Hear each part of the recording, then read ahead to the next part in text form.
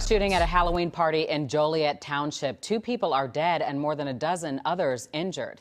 Further down behind me is that house where close to 200 people gathered for that party. One that grew so big that friends of the host say people were showing up that they didn't even recognize. We got 3 victims in the back.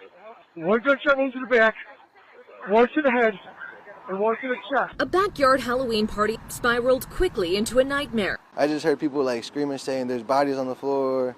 People were getting hit. I seen people come out with like blood on their hands. The gunfire that left at least 2 dead and a dozen injured at the party sent everyone else running for their lives. There was people running in the forest and just jumping the fence, trying to, I don't know if I seen them, maybe like 10 people. They were trying to go through people's yards. As police investigate, witnesses are still trying to understand how this happened. People are showing up that we literally had no idea who they were. And even the host of the party, she was like, I don't even know these people. Like, where did they even come from? Sisters Vanessa and Valerie didn't want to reveal their last names, afraid of repercussions, but shared this photo of happier times from the night before it turned deadly. You just hear like these popping sounds. It was like a whole wave of people. They just fell backwards on top of everyone. They realized quickly this was no Halloween prank. All you see is everybody, like on the floor, and then when everybody starts to get up and they're like scrambling over each other trying to get out, I see, there's this guy in front of me just on the floor. Everybody was just running over him and stomping over him. Unable. In late 2021 and early 2022, law enforcement in Will County made key arrests tied to the deadly mass shooting at a Joliet Township Halloween party on October 31st, 2021, which left Holly Matthews and Jonathan Ceballos dead and several others wounded.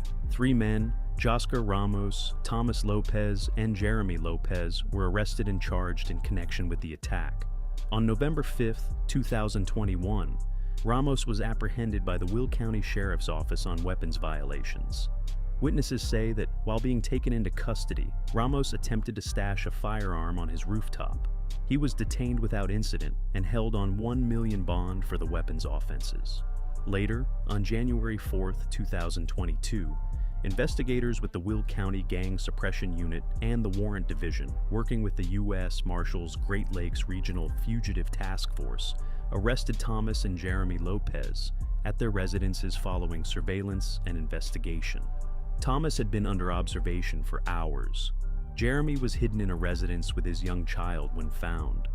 Law enforcement also arrested Jeremy's girlfriend, Reina Rodriguez, on outstanding drug-related warrants while securing the scene.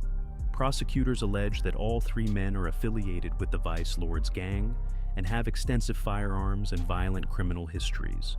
Each faces identical charges: 6 counts of first-degree deletion, attempted first-degree deletion, 5 counts of aggravated battery with a firearm, aggravated discharge of a firearm, and aggravated unlawful use of a weapon. In subsequent developments, the scope of the case expanded.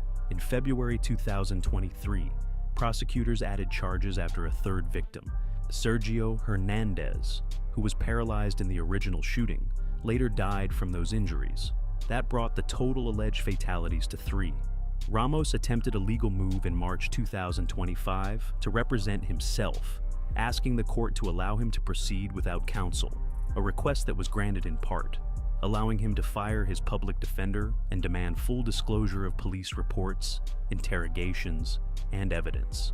His next hearing was scheduled for April 16, 2025. In July 2025, a judge denied Thomas Lopez's motion to suppress statements he gave to deputies, ruling that Lopez had not validly invoked his right to counsel and that his statements were voluntary. That decision strengthened prosecutors' access to evidence in trial preparation. Meanwhile, Jeremy Lopez and Ramos had their pre-trial hearings set for September 15, 2025, and David Grijalva, another suspect later added to the indictment, was scheduled for court on September 24, 2025. Grijalva, who is alleged to have fired into the same crowd, was charged in October 2024 as the 4th suspect. In November 2021, officers from the Will County Sheriff's Office Warrant Unit, in cooperation with the U.S. Marshals Service Great Lakes Regional Fugitive Task Force, arrested David Grijalva in the 900 block of Wood Street in Joliet, Illinois. He was wanted on a laundry list of serious charges, including attempted deletion, aggravated battery with a firearm, aggravated discharge of a firearm, and 2 counts of aggravated unlawful use of a weapon. Investigators had identified him earlier at a relative's residence. When they confirmed he was inside, they entered and took him into custody without incident, finding him in a basement bedroom. Grijalva is alleged to be a known associate of the Vice Lord street gang, and law enforcement asserted that he regularly carried firearms.